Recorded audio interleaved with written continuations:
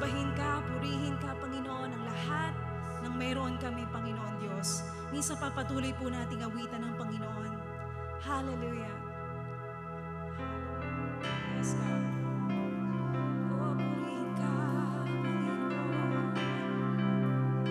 Hallelujah.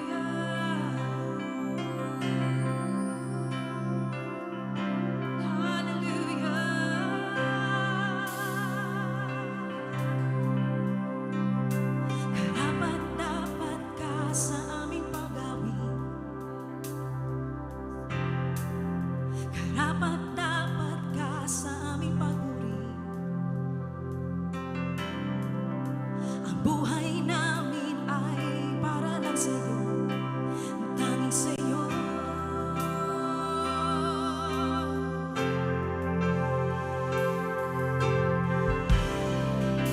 Jesus, wala nang babantay sa ngalan mo. Sa iyo nagmumula kaligtasan ko. Ang buhay ko ay para lang sa iyo, Jesus, tanging sa iyo.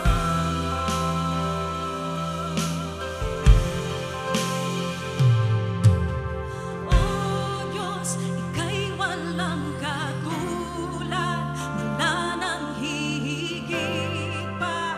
Gawin mo ang aming puso sa iyong walang hanggang pag-ibig. Kami ay nananalig nang kami matutong umibig. Isa pa, Jesus, walang babantay. Jesus, wala nang babantay sa ngalan mo. Sa iyo nagmumula kaligtasan ko. Ang buhay ko ay para lang sa iyo, Jesus, tanging sa iyo.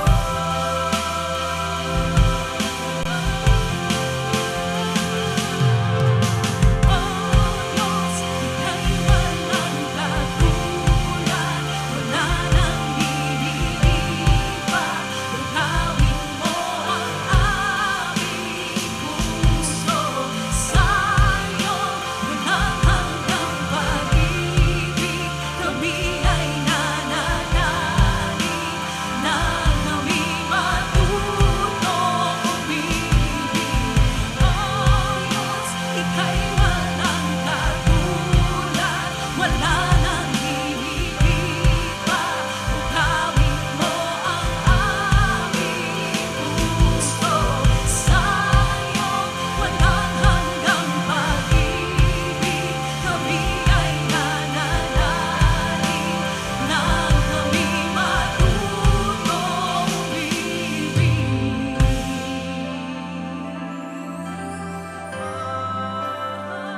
Ikaw ang aming sandigan. Hallelujah. Ikaw ang tanging kong sandigan, di matitinag kailanman. Sa'yo ako magtitiwala. Ika'y tapat at di nakukulang. Ikaw ang tanging kong sandigan, di matitinag kailanman. Sa'yo ako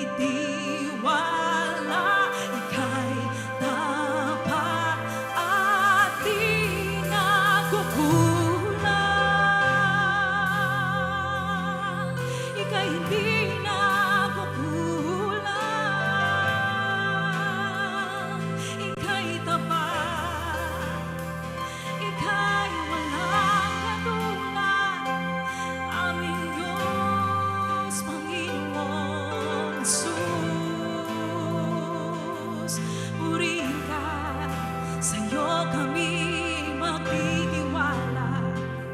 Saan namin dapat ilagay, Panginoon Diyos? Saan ba namin dapat ilagay ang aming pong tiwala, kundi sa'yo lamang, sa pag-ibig mo, Panginoon, na kailanman ay hindi matitinag, na kailanman, Panginoon, na hindi kayang patumbahin, hindi kayang pagtagumpayan ng kahit anuman. Kaya sa iyo, Panginoon, ibinabalik namin yung pagsamba at pagpupuri sa hapong ito, Panginoon Diyos, sapagkat Ikaw, O Diyos, ang aming sandigan. O Ikaw ang aming kanlungan. Ikaw, Panginoon, ang matibay na sandigan. Hindi kailanman, hindi kailanman. Matitinag, pagkat Ikaw ang Diyos na walang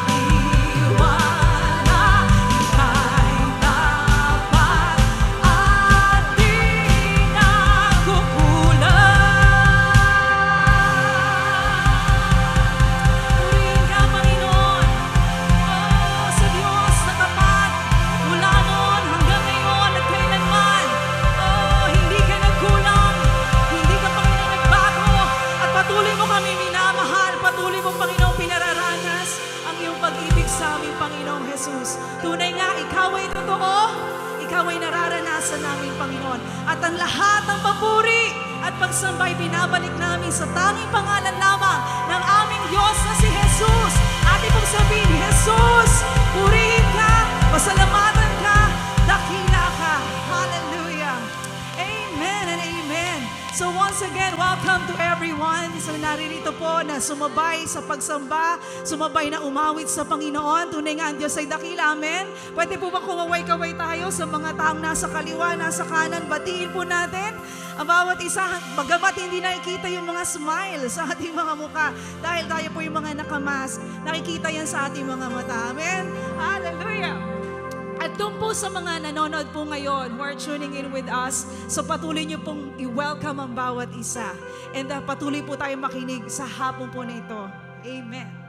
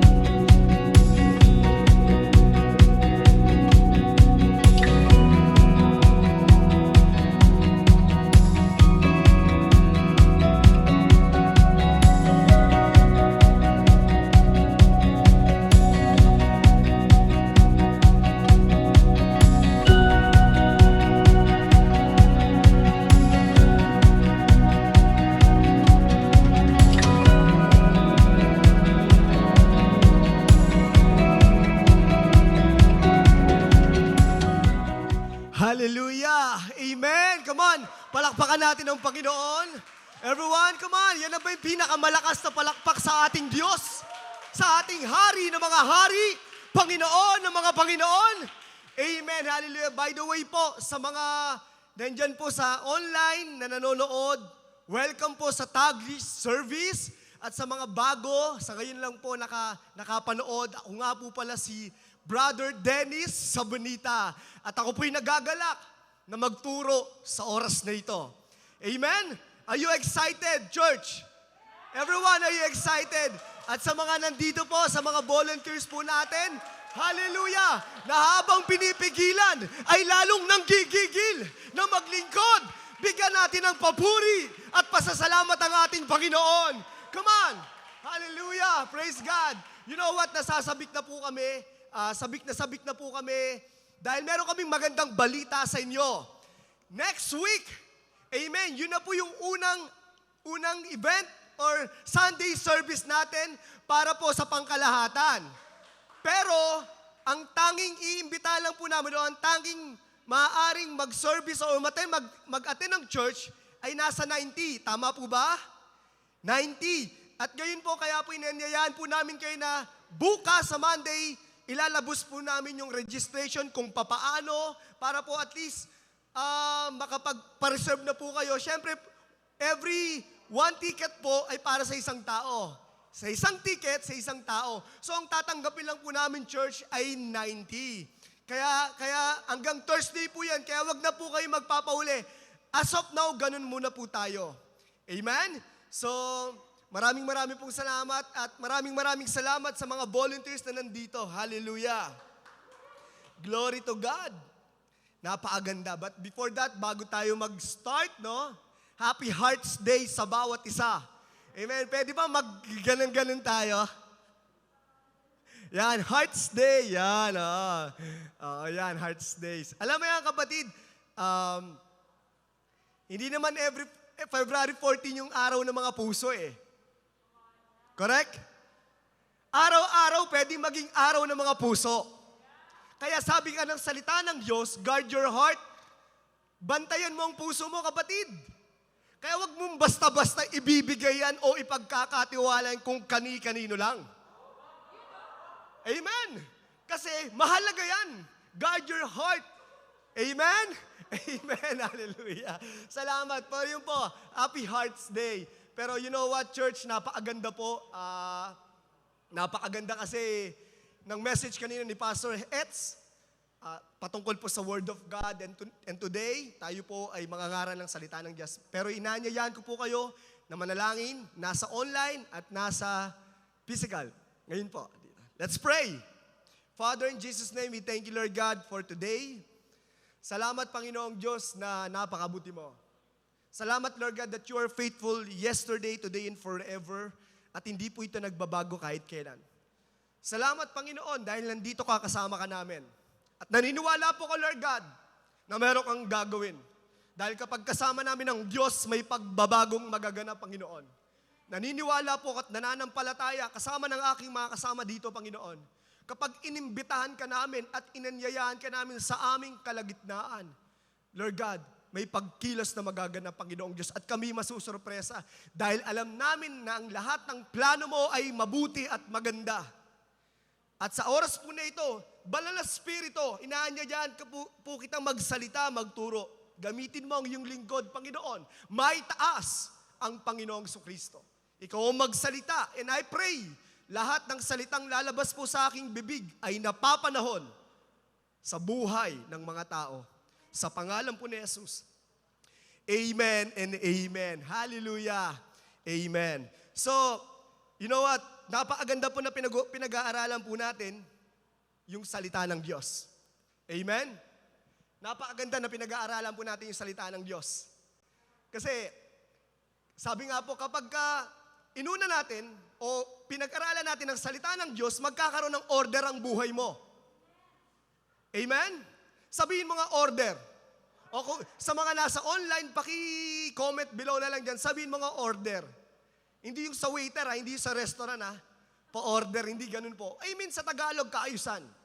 Naniniwala ako kapatid na kapag inuna po natin at pinahalagaan po natin ang salita ng Diyos ay magkakaroon ng kaayusan ng ating buhay.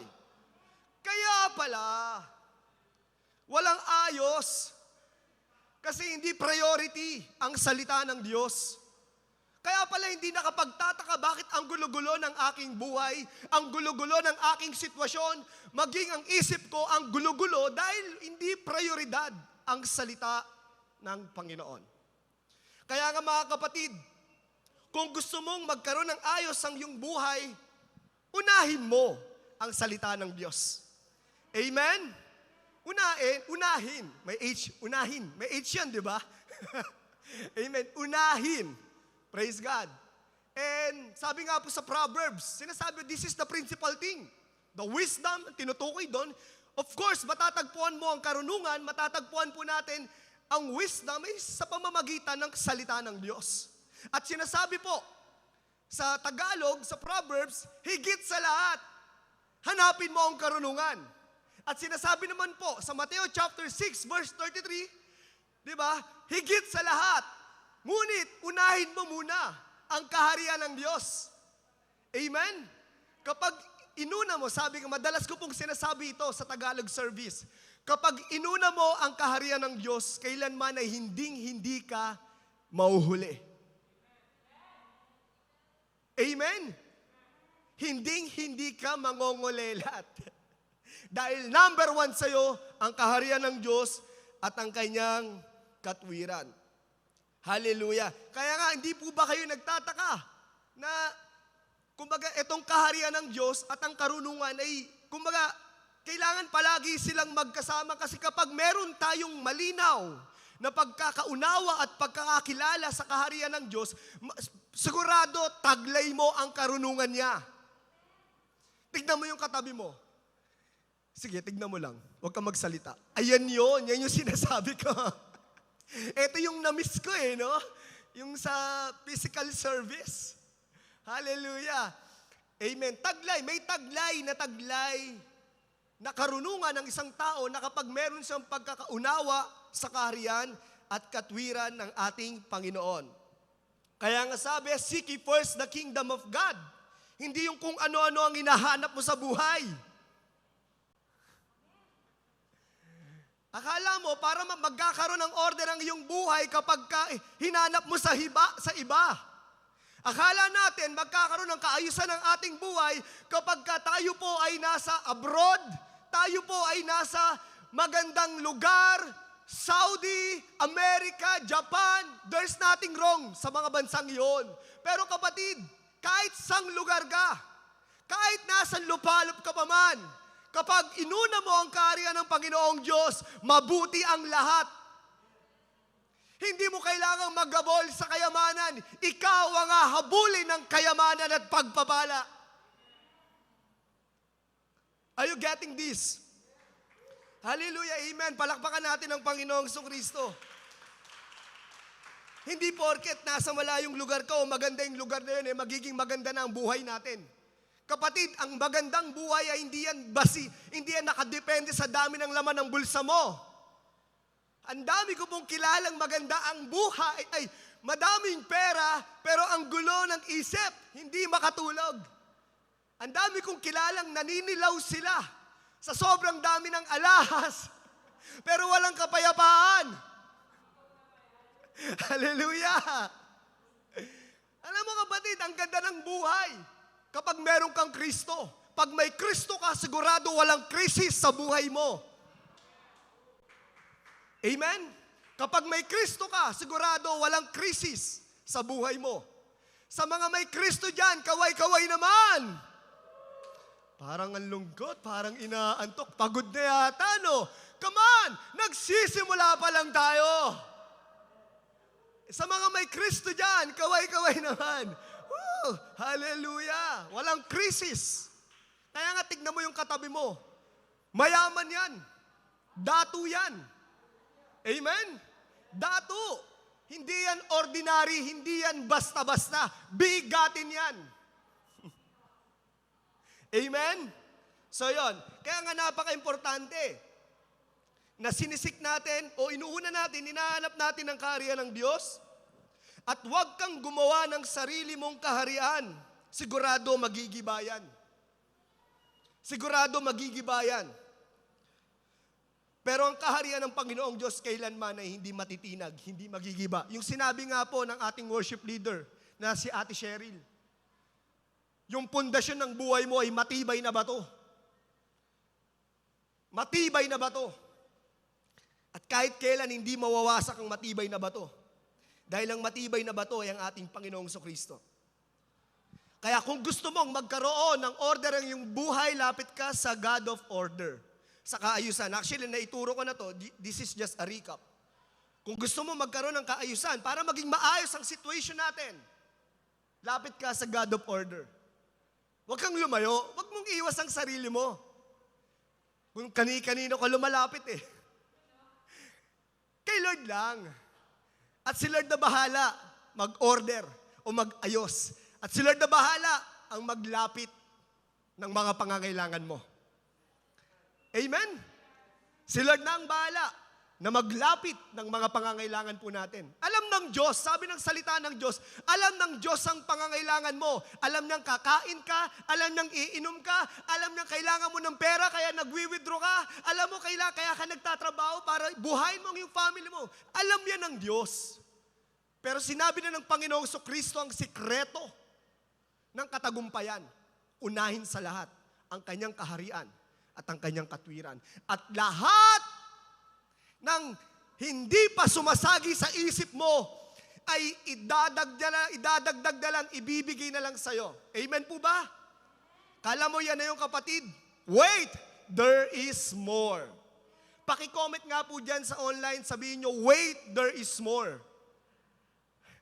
But are you ready for much more? May pagganong-ganong pa, no? Amen. Okay lang ba kayo? Masyado kayong seryoso, kapatid. Hindi ko nakikita, hindi kayo gumagalaw. Galaw-galaw naman po dyan. Come on, stretching. Amen. Hallelujah. At sa pamamagitan po ng pagsaliksik sa kaharian ng Diyos, sa kanyang salita, ito ang magbibigay po sa atin ng kaalaman at karunungan para hindi po tayo maloko. Sapagkat sa pamamagitan ng kanyang salita, mauunawaan po natin kung ano yung totoo. Kung ano yung katotohanan. Tama po? Hindi lahat ng sinasabing totoo ay totoo. Nagets nyo? Nagets nyo? Hindi porket sinabi sa'yo, yan na yung totoo. Hindi porket yan yung nakikita mo, yan na yung totoo. Pag inuna natin at pinag-aralan po natin ang salita ng Diyos, kapatid, mauunawaan po natin ang tunay, ang totoo. Tutulungan tayo neto upang lumakad ng tama. Tutulungan ka niya lumakad ng wasto.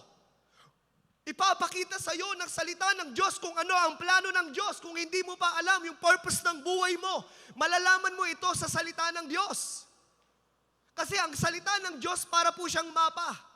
Pinag-usapan lang namin kanina sa mga nagme-makeup dyan, nag-aayos ng buhok ko, shout out. Kalasol, Kalasay, Ate Grace. Sino pa ba? Wala na. Kung hindi ko man nabanggit, mabuhay kayo. Salamat po. Pinag-usapan namin ng mapa. Ito pala, amen. O, yun. Salamat. Alam mo, kapatid, pag pupunta ka sa abroad, pag hindi mo alam ang isang lugar, kailangan mo ng mapa, tama. Iba ways.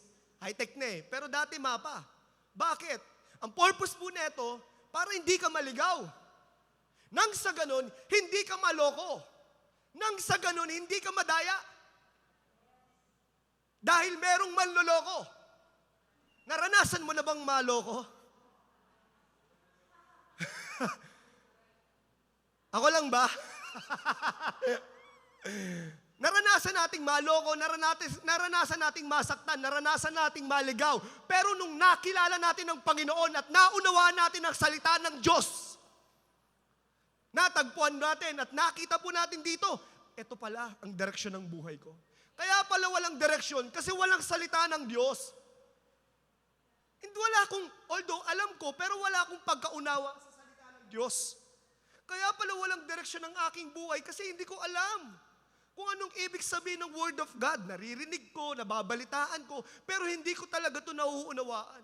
Kapatid, sa mga nanonood po ngayon, ito ang mapa ng buhay mo. Itong direksyon. Dito mo mauunawaan at makikilala at malalaman kung anong purpose mo. Ba't ka ba nabubuhay? Nabubuhay ka ba para lang huminga, kumain, matulog, maglaba, magtrabaho, mag-alaga ng apo? It's not your purpose? Mag-business, magpayaman na magpayaman, is that your purpose? Kung sa tingin mong yan na po yun, kapatid, sorry, pero hindi. Malalaman mo po yan sa pamamagitan nito, ng salita ng Diyos. At ang salita ng Diyos ay parang salamin, kapatid. Sinong madalas magsalamin? Ako lang. Ang salamin, kapag tayo po ay nagsalamin, walang ibang sasabihin yan kundi yung katotohanan. Whether you like it or you like it, sasabihin ng salamin kung sino ka. Correct? Ang ganda-ganda naman talaga niya. Diba? Ang pogi-pogi naman talaga niya. Diba? Yun yung salamin, kapatid. At sabi ng salita ng Diyos, it represents yung word of God ng salamin. It will tell you who you are in Christ. Sa pamamagitan ng word of God, makikilala po natin kung sino po tayo. Hindi ikaw yung sinasabi ng ibang tao. Huwag kang maniwala sa opinyon ng ibang tao kung sino ka. Dito ka maniwala, kapatid, kasi to hindi kailanman magsisinungaling. Are you getting this? Are you still there? Amen. Palakpakan nga natin ang Panginoong Kristo. Dapat siyang palakpakan.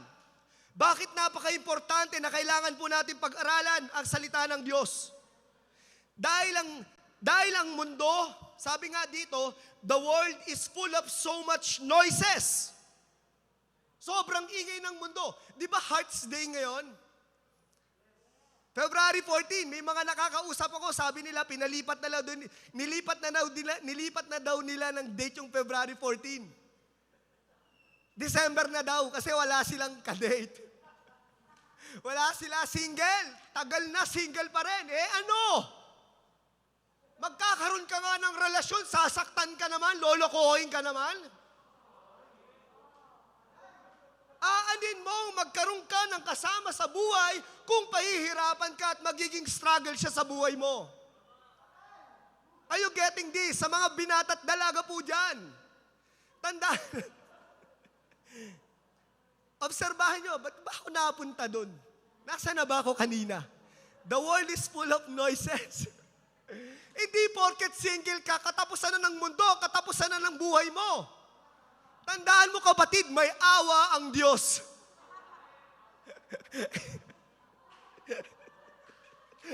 Palakpakan natin. Amen. Tandaan mo, huwag magmadali. Relax lang, kapatid. The best is yet to come. Woo! Hallelujah! Kung gusto nyong kausapin nyo si Faith. Ay, by the way, si Faith, hi, love. Happy Hearts Day. I love you. Uwi ako mamaya. Amen. So ngayon, ganon. The world is, sige, okay lang. Thank you. Okay na, sige, tuloy nyo. The world is full of so much noises. At dahil sa sobrang ingay, hindi na tuloy tayo makapagdesisyon ng tama. Di ba? Hearts Day, February 14, parang wala naman no? Dati, last year, ang dami-dami ng tao sa mall. Last year, alam mo yun, masyado yung atmosphere, yung spirit ng araw ng mga puso. Parang ngayon, parang hindi mo masyadong feel. Kasi mas maingay yung mga problema. Ano ba yung mga ingay? Economy is collapsing, new variant of COVID, corruption in politics, financial problem, family problem, pati yung kapitbahay mo may problem, ang ingay. At yun ang madalas na naririnig mo, kapatid. At dahil sa mga ingay na ito, listen to this, nakukumbinsi na tayo na maniwala. Dahil sa mga ingay na mga negatibong naririnig po natin, ay nakukumbinsi ka ng maniwala. Parang ayaw mo na tuloy maniwala dito. Kasi madalas mong naririnig yung ingay doon. Madalas nating naririnig yung problema. Hindi na magbabago yung asawa ko. Ganyan na yan forever. Lasinggero talaga yan. Lasinggero na yan. Ganyan na talaga. Hindi na magbabago yung pamilya ko. Ganyan na talaga yan. Mahirap lang ako. Kaya hindi na ako magtatagumpay. Yun yung mga hingay. At minsan nakukumbinsi tayo na maniwala na wala ng solusyon ng mga problema. Minsan nakukumbinsi ka ng maniwala na wala ng pag-asa. Minsan nakukumbinsi ka ng maniwala na hindi ka na makapag-aasawa. Ay hindi. May nag-react doon. I love you, Sir Martin. Oh. Ay, sorry, nabanggit ko yung pangalan mo. Minsan ganun eh. Guys, minsan nakukumbinsi na tayo na maniwala sa mga bagay na alam mo yun, para bang hindi na tayo magkakaroon ng magandang kinabukasan kasi wala na eh. Wala na akong trabaho. Magkano lang ang sinasahod ko? Wala na, ganito na lang palagi. Nakukumbinsi tayo. At minsan tingin natin na panalo na tong mga to at talo tayo. Dahil sa mga ingay, kinukumbinsi ka ng mga ingay na ito na paniwalaan sila. Na panalo sila at talo ka. But listen to this. Kung ano yung madalas mong pinapaniwalaan, kapatid, listen to this. Kung ano yung madalas na pinapaniwalaan po natin, doon ka mabubuhay. Kapag naniwala ka na talo ka, for sure, lalakad ka ng isang talunan. Kapag naniwala po tayo na mahirap lang tayo, for sure, lalakad ka bilang isang mahirap. Pero kapag naniwala ka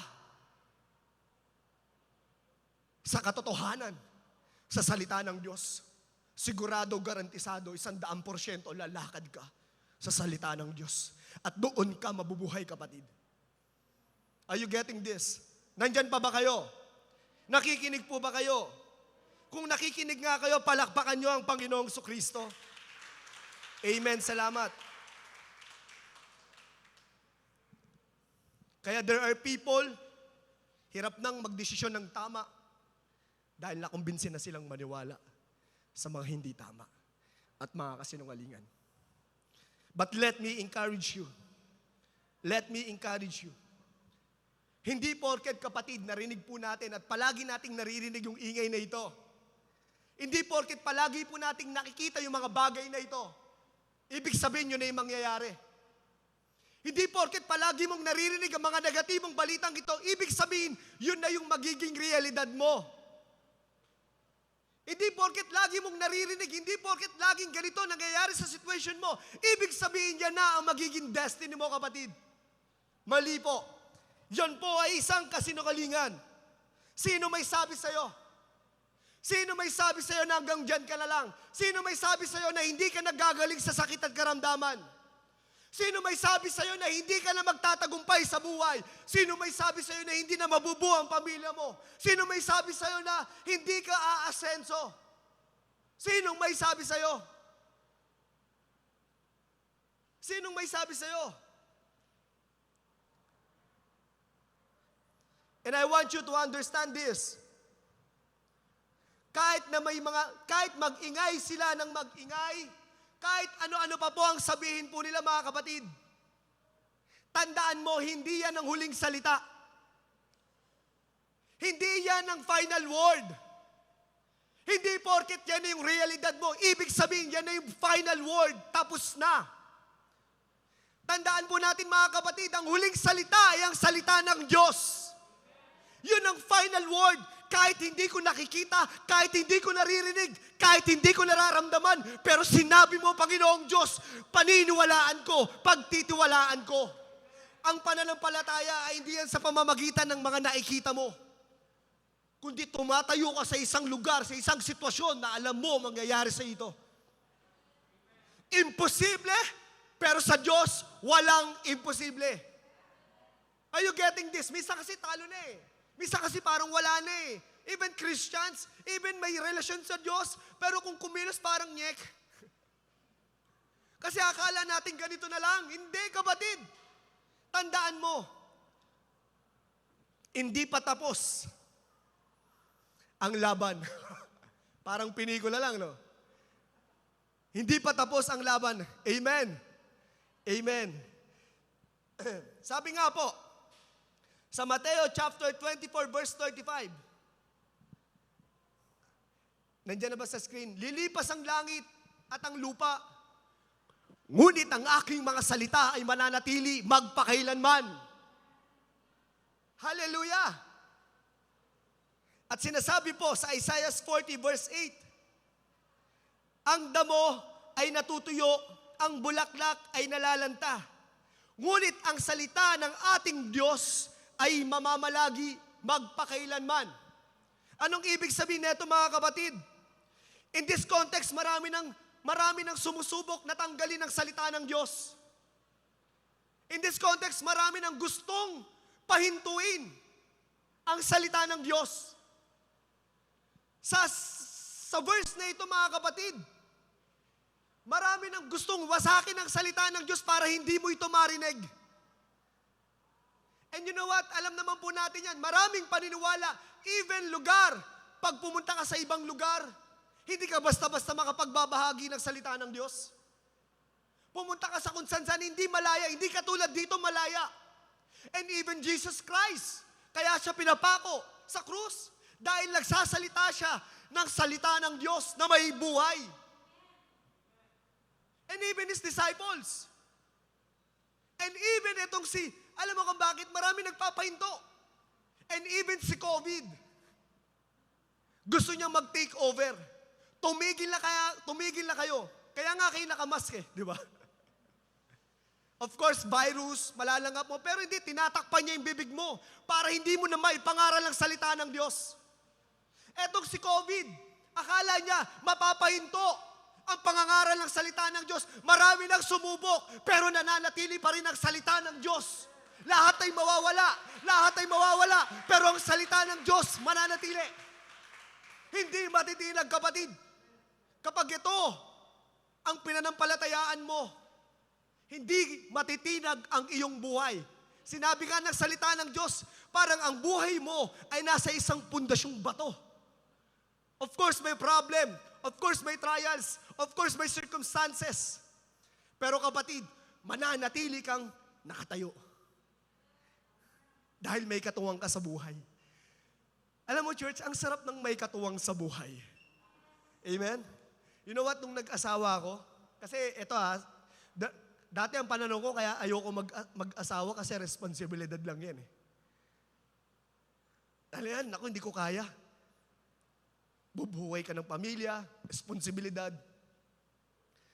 And you know what, nung na-realize ko, nung nakapag-asawa ako, hindi, gumaan yung buhay ko. Kasi may katuwang ka. Amen? Hindi na ako nag-iisa. Dalawa na kami. Are you getting this? Pag maglalaba ako, may katuwang na ako. Hindi. Taga-ikot, ako taga-sampay. Alam niyo yun?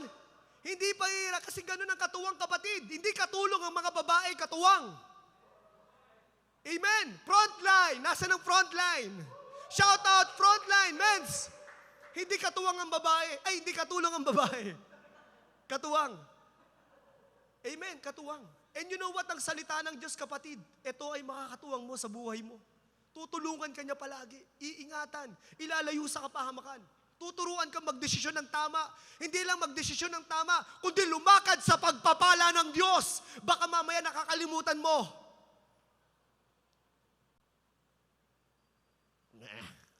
Totoo ba yung Brother Dennis? Totoo. Tutulungan ka ng salita ng Diyos na lumakad sa pagpapala ng Panginoon. Are you getting this? Talaga ba? Of course, talaga. Dahil ang pagpapala ng Diyos ay walang halong kabigatan at nagpapayaman. Hallelujah. Are you still there? Lahat ay magdidisappear. Lahat ay mawawala. Pero never magdidisappear ang kanyang mga salita. Pwede kang iwan ng love life mo eh. Oh, ito na naman oh. Total Hearts Day. Pag Hearts Day, pag February 14, parang Semana Santa mukha ko. Bakit kaya? Kasi February 14, iniwan ako eh. Pwede kang iwan. Pero ang Panginoon, hindi kayo iiwan. Maring ikaw mapagod. Maring ikaw sumuko sa Diyos. Pero siya hindi kanya susukuan. Siya hindi siya mapapagod. Kasi ganun kanya kamahal. Amen? Amen? Palakpakan natin ang Panginoon. Hallelujah! Praise God! Hindi siya magdi-disappear. Dahil mahal na mahal ka niya. Hanggang anong oras ba ako dito? 5:00 ba? Sorry. Kaya nga ang lahat ay temporary lang ba? Pero ang salita niya ay pangmatagalan. Sa mga taong nakikinig dyan, kung naririnig mo at may pandinig ka, kapatid, pakinggan mo to ang sasabihin ko. Huwag mong gawing forever yung problema mo, yung pinagdadaanan mo. Temporary lang yan. Baka mamaya kinukumbinsi ka na hanggang dyan ka na lang at hindi ka na makakalaya dyan sa problema mo. Tandaan mo, hindi yan ang forever mo. Mawawala. Lilipas. Pero ang kanyang salita, mananatili magpakailanman. Malinaw na ang salita ng Diyos ang magiging forever natin. At ang salita ng Diyos ay ang Panginoong Jesucristo na nagkatawang tao. May forever pala. May pag-asa, kapatid. Meron palang forever. Dahil buhay ang Panginoong Jesucristo. Are you getting this? Hindi porket, ganito lang yan eh. Hindi porket dumadaan tayo sa isang madilim na sitwasyon or madilim, ay hindi nalalabas ang araw.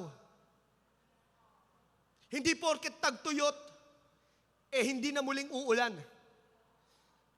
Hindi porket taglagas, ay hindi na muling magtatagsibol.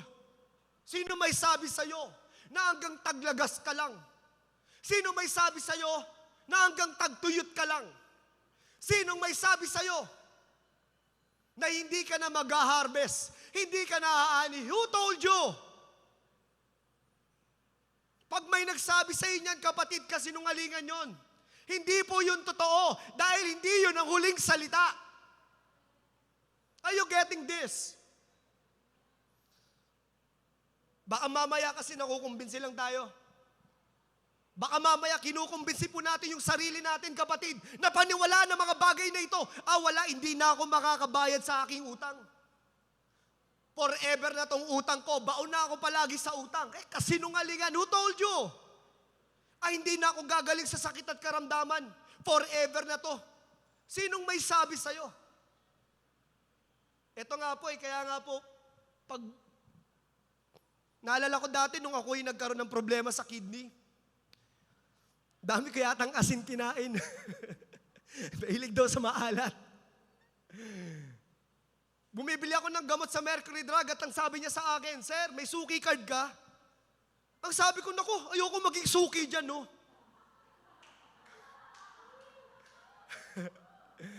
Ba't ako magiging suki nyo?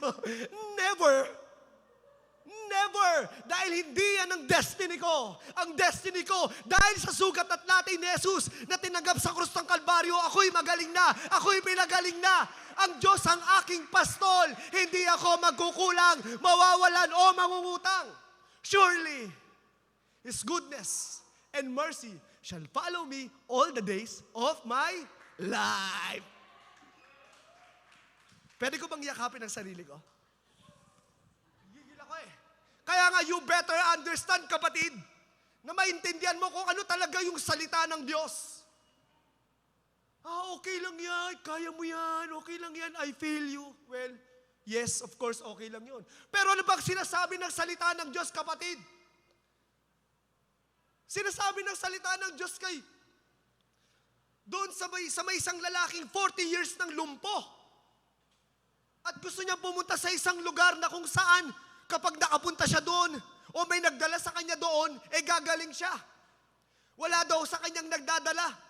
Kasi may angel daw na naggano ng tubig at gumaling sila. wala nagdadala po sa akin eh. Ano bang sinabi ng Panginoong Kristo? I feel you. I feel you. I understand you. Anong sinabi niya? Buhatin mo yung banig mo, bumangon ka. You better understand. At dapat mong maunawaan kung ano talaga yung boses ng Panginoon. Nung nagka-problema, sila'y tatawid sa kabilang ibayo. At yung kanilang bangka ay napupuno na ng tubig. Napupuno na kung ano-ano. Anong sinabi ng mga disipulo niya? Wala ka bang pakialam sa amin? Pero ano bang sagot ng Panginoong Kristo? I'm sorry kasi natutulog ako eh. Wait, okay, relax lang, relax. Ano ba sinabi ng Panginoong Kristo? Kailiit ng iyong pananampalataya. Hindi ako galit. Mainit lang. Amen? You better understand kung ano yung sinabi ng Panginoong Diyos at kung ano yung salita ng Diyos. Tandaan mo kapatid, kung may pinagdadaanan ka ngayon, bumangon ka. Hindi pa huli ang lahat. Temporary lang yan. And you know what? Meron akong story. Sabi nga dito, pero bago tayo magpunta sa story, sige Edward, you can kapamda. Okay na, patayin mo na, giniginaw ako. Thank you. Sabi dito sa Awit chapter 30 verse 4, magsiawit kayo ng papuri sa Panginoon. Amen? Alam mo kapatid, ang pag-awit ng papuri sa Panginoon ay hindi yan nakadepende sa loob lang ng simbahan. Minsan alam mo, ang tunay na pag-awit at pagsamba sa Panginoon. Yung times na ang bigat-bigat, may problema. Pero still, kakantahan mo pa rin ang Diyos. Itataas mo pa rin ang kamay mo. Luluhod ka pa rin. Magsiawit kayo ng papuri sa Panginoon, kayong kanyang mga banal, at magpasalamat kayo sa kanyang banal na pangalan. Sapagkat ang kanyang galit ay sandali lamang. Ito, listen to this Si Lord, galit sa kasalanan, hindi sa'yo. Amen? Galit sa kasalanan ng Diyos. Mahal ka niya, tanggap ka niya, pero yung kasalanan mo, gusto niyang alisin yan sa'yo. Kaya nga, inalay niya si Jesus para patawarin ka at linisin ka. Gusto kong maintindihan mo, hindi tanggap ako ng Diyos kasi may biyaya naman. Wait, yes of course, may grasya, may biyaya. Pero si Lord, ayaw niya ng kasalanan. Lahat naman nagkakasala, yes of course. Kaya kailangan mo ng kapatawaran para maging malinis ka at patuloy na linisin ang pag-ibig ng Panginoon. Hindi galit sa iyo si Lord. Huwag mong isipin na galit sa iyo ang Diyos. Kasi nga, nagkakamali ka. Yes, of course, nagkakamali ka, pero hindi galit sa iyo ang Diyos. Maaaring ayaw niya, di ba, sino bang gusto na nakakadiring bagay dito? Di ba, pag nakakadiri, ayaw mong tignan di ba? Pero si Lord, of course, mahal ka niya. As a person, ikaw mismo, mahal na tayo. At hindi porket may nangyayari, hindi maganda, ibig sabihin nun, pinaparusahan ka. Kasi karamihan ng tao, kapag may problema galing sa Diyos, kaya nagkaroon ng COVID, wala na, padala to ng Diyos. Kaloko, kaya nagkasakit, kasi pinaparusahan ako ng Diyos, galit sa akin ng Diyos, nagkakamali po kayo. Hindi po yun, sorry. Hindi yun sinasabi ng aking Panginoon. Kaya nga naparito si Jesus upang pagalingin ka, tulungan ka. And you know what? Sabi nga ng salita ng Diyos, in this world, there is more of trouble. Full of tribulation, trouble. Hindi excuse kapatid na hindi ka magkakaproblema. Lahat tayo nakakaranas. Tignan mo yung katabi mo. Tignan mo. May pinagdadaanan yan, alam ba? Kinamusta ba yan? Pinagpipray mo ba siya? May pinagdadaanan yan. And even Jesus, ang daming naranasang problema, ang daming pagtusok sa Kanya, persekusyon, iniwan, pinabayaan, tinalikuran, pinagtawanan, kinalimutan, hinubaran, nireject. And even Jesus, sabi ng salita ng Diyos, ilang beses siyang tinutokso para bumagsak siya, pero hindi siya nagkasala. Hindi sila nagtagumpay. Sabi po dito, while he was praying that night, In Matthew chapter 26 verse 36, pagkatapos ay pumunta si Jesus, nakasama sila sa pook na tinatawag na Gethsemane. At sinabi niya sa kanyang mga alagad, maupo kayo dito samantalang ako'y pupunta sa dako roon at mananalangin. Isinama niya si Pedro at ang dalawang anak ni Zebedeo at nagpasimula siyang malungkot at mabagbag. Alam mo kapatid, may mga pagkakataon, may mga times kapatid na dumadaan ka sa Garden of Gethsemane. Maaaring dumadaan ka sa isang madilim na sitwasyon. Problema, katulad ng Panginoong Kristo. Maaaring masabi mo kapatid, ang tagal na ng problema ko, hindi pa rin ako move on. Lagi na lang madilim. Kailan ba sisikat ang araw? Paulit-ulit na lang ito. Maaaring pinagdadaanan mo ngayon yan. At katulad ng Panginoong Hesus, siya'y nalulungkot, nabibigatan. Ang hirap. Lahat ng mahal mo, iniwan ka. Alam mo, at ang pinakamasakit na naranasan ng ating Panginoong Kristo, yung mahal mo pero tiniraydor ka. Si Judas. Tinawag niya pa rin kaibigan, kahit tiniraydor siya. Yan ang pinakamasakit na pangyayari, lalo na sa ministeryo. Hallelujah, pero by the grace of God, mabuti ang lahat.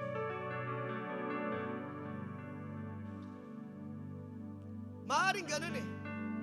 At you know what, sabi nga po, yung Garden of Gethsemane, ang ibig sabihin nito, mga kapatid, olive press. Parang, kasi sa lugar na yon may mga olive trees. Tapos doon kinukuha yung mga oil. Tapos yung Gethsemane na yon, olive press, nandun yung pigaan.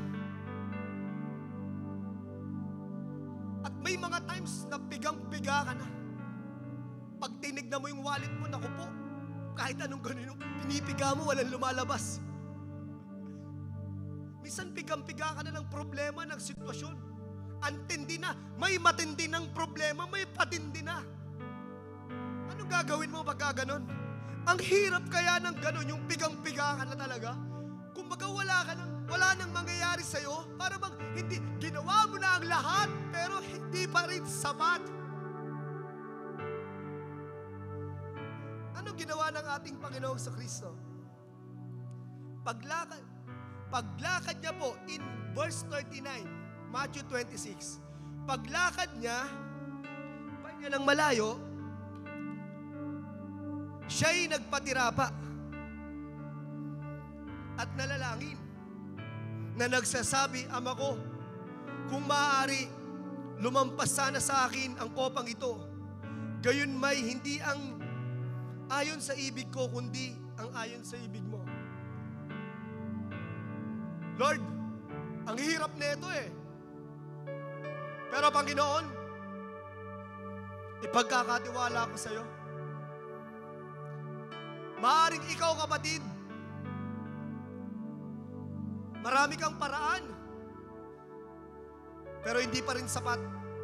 Pero ang Diyos ay puno ng solusyon. Ikaw puro ka lang ng paraan eh, pero walang solusyon. Pero ang Panginoon, puno ng solusyon. At alam ng Panginoong Kristo na temporary lang ang lahat. Kaya kapatid, kung may pinagdadaanan ka ngayon, gusto kong maintindihan mo na temporary lang ang lahat. Hindi yan ang destiny mo, hindi yan ang tadhana mo. Are you getting this? At sabi nga po, itutuloy ko yung verse ko kanina. Sapagkat ang kanyang galit ay sandali lamang, at ang kanyang paglingap ay panghabang buhay. Sa awit 30 verse 5 maaring magtagal ng magdamag ang pag-iyak mo. It's normal, iiyak ka, malulungkot ka, masasaktan ka. Ngunit, sabihin mo nga, ngunit. Ulit, lakasan mo, ngunit. Sa kinaumagahan ay dumarating ang galak. Ibig sabihin, kapatid, may bukas pa, may umaga, hindi ka palaging ganyan. Paparating na ang breakthrough mo. Sabi nga po dito, akala mo lugi ka sa business mo? Be a good cheer. May umaga at may kasamang galak. Amen? Akala mo hindi ka nagagaling sa sakit? Be a good cheer. May umaga at may kasamang galak. Akala mo hindi ka na magkakaasawa? Be a good cheer. May awa ang Diyos. May umaga, kapatid. Hindi palaging madilim. Sabihin nga natin, church, be a good cheer. May umaga at may kasamang galak. May kasamang pagpapala. May bago, kapatid. Hindi palaging ganon. Hindi palaging problema. Hindi palaging madilim. Hindi palaging iiyak. Tatawa ka at magpapasalamat dahil alam mo na mabuti ang plano sa iyo ng Panginoon. Amen ba? Palakpakan natin ang Diyos. Palakpakan natin ang Panginoong Jesucristo. Hallelujah, Lord Jesus. Panginoon, salamat, Lord God, na merong bukas, may palaging umaga. Salamat, Panginoon, na meron kaming katulad mo na malalapitan, maaasahan, mapagkakatiwalaan, na kailanman ay hindi mangiiwan. And Lord God, sa mga kasama kong nandito ngayon, kung sila'y nahihirapan, kung may pinagdadaanan, kung may problema, hindi nila alam ang gagawin nila, Panginoon, encourage them at patuloy mong ipaalala sa Kanya o sa kanila na may umaga at may kasamang galak. May bago at hindi palaging ganito. Salamat, Lord God, sa kabutihan mo. Pagpapala mo. Salamat, Lord, sa salita mo na buhay. At ito ang aming realidad.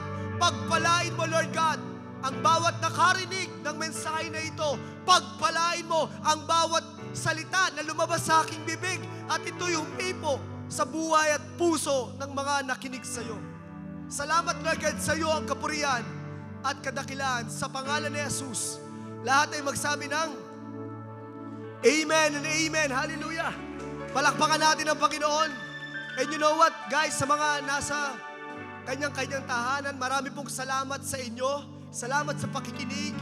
And alam mo, masaya po kami na kayo po ay nakasama namin. At kung meron kang prayer request, maaari ba isend mo lang.